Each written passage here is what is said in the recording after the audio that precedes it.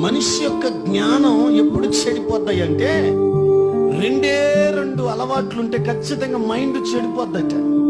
ఎన్ని అలవాట్లండి? మొట్టమొదటి అలవాటు ఏదైనా ఉందంటే ఒకప్పటి నుంచి ఇప్పటి వరకు తాగుడనే ఒక అలవాటు ఉంది.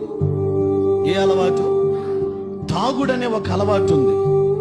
నాటి నుంచి నేటి వరకు ఏమంటే ఎంత భయంకరంగా ఉంటుందంటే, ఒకప్పుడు అంటే మీరు మానేశారు, అన్ని దేవుడికి వదిలేసుకుని సాక్షి నిలబడ్డారు, కాదని నేను అంటలేదు. కానీ తాగే పురుషుని యొక్క భార్యను అడిగి చూడండి, బాగుంటున్నారు ఇంట్లో అడగండి. తాగే పురుషుని యొక్క భార్యను అడిగి చూడండి, ఇంట్లో సంతోషంగా ఉంటున్నారని అడగండి.